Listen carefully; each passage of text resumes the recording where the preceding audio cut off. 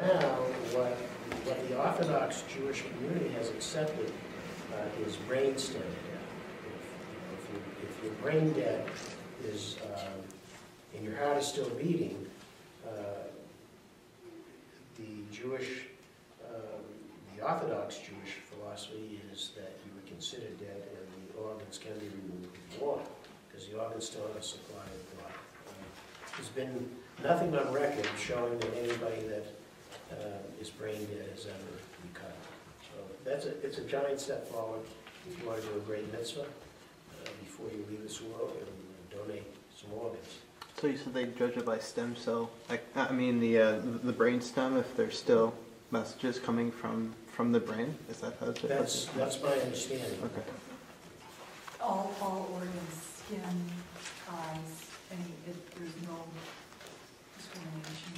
No. You can certainly, go to whomever as well. What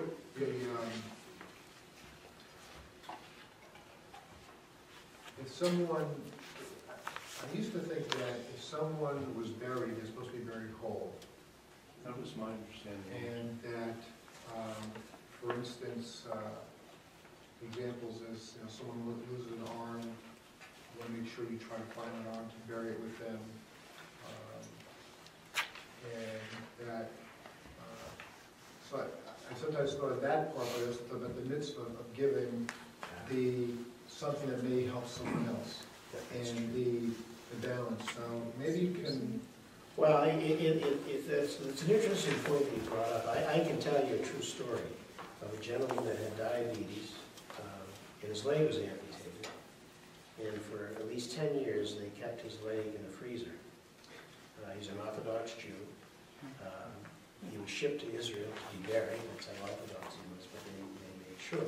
And David, you bring up an interesting point. The point is, yes, that you should be, that, all parts of your body, if they can be found or whatever, certainly should be buried with you. Now, also, your blood, which is very important. If there is any blood on clothing, any blood as we're preparing, let's say a wound might open when we're preparing the body, that all goes in the casket. You don't throw away any evidence of blood. It was always my understanding as well that it was sacrilegious to take a part of your body and before you were buried. But on the other hand, this is one of what we call the chesed shalem, the greatest mitzvah of being able to prolong the life of somebody. So I think that philosophy, David, I'm not saying the argument isn't still there. Maybe the ultra-orthodox would say no, but from the readings, from what I've read recently, is that the Orthodox Jews encourage organ donations, and it was a struggle. It was quite a debate for them to change their viewpoint of what they would determine as a person being dead, right? Thinking about brainstem death versus your heart stop. I'm sure, David, as you know, once your heart stops, you don't have much time. Your organs deteriorate pretty fast. Now, you've made choices of burial, by the way. You can, today, you can, the traditional burial in the earth, you can be buried at sea. I don't want to really discuss this, but there are many Jews now that choose cremation. And we, that's off limits to us. This one?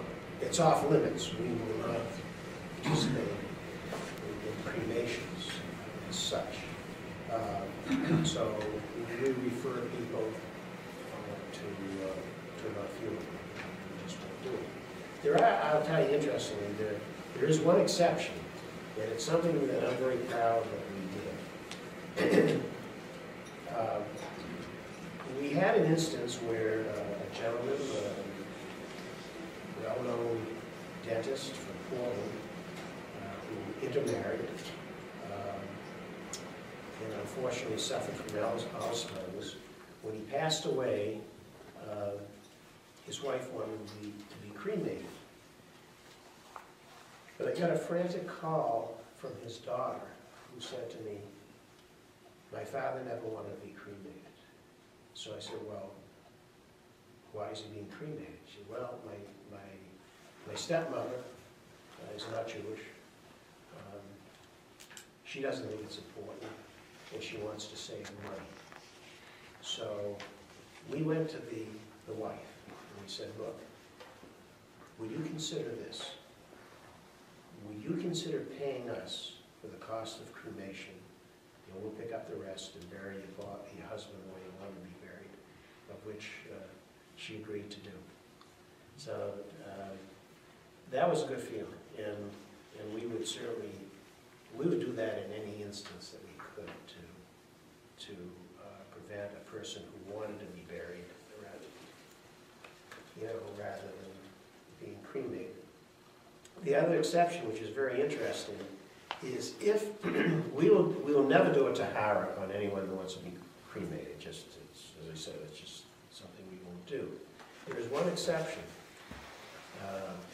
and this is, although I think we've now neutralized it, but if we know that a person did not want to be cremated and is going to be cremated, we would do a tahara. But I think with our new policy now of being able to pick up the difference in cost, that we'll never have to do a tahara and somebody's going to be, cremated.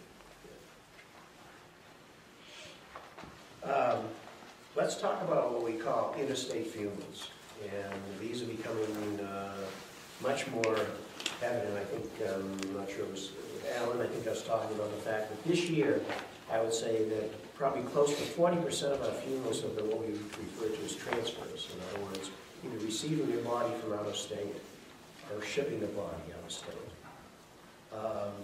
There are many people, maybe some of you, who are caring for a parent who moved here from out of state and needs your assistance, and then when he or she passes away, wants to be buried next to their spouse who's out of state. So we can certainly handle that for you. We do it quite frequently. It's a pretty, what I call pretty seamless transaction. We'll interact with out-of-state funeral homes. We're a member of what's known as the Jewish Funeral Directors of America.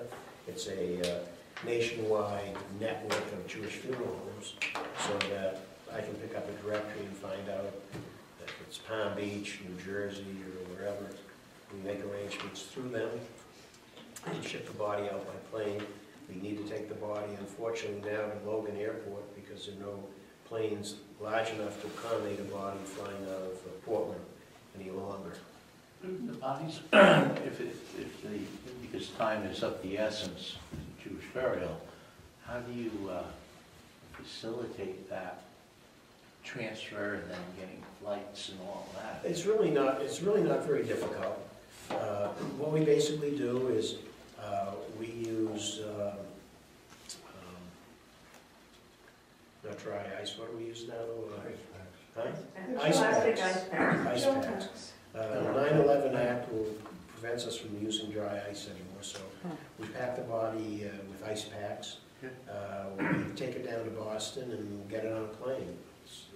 The biggest problem we have is the paperwork. Getting all the paperwork done. Can I just get an order of magnitude here? How many burials, irrespective of the 40%, how many transactions, let's say, do you Well, fortunately, when I say fortunately, okay, fortunately we average maybe 30 funerals a year. Maybe 30. 30 funerals a year? Yeah. That's including transfers. So that's kind of good news. That's well, much lower than we only do Jews. We only do Jews. Well, I know. I said we're not the entire population of Maine. Maybe they're living longer, they're healthier. Yeah, no, I just... Yeah. The most we've ever been has been 40. That was a lot. And then, then let me say this. I mean, some Jews don't use us. Right. Some Jews use a different funeral home. Right. there a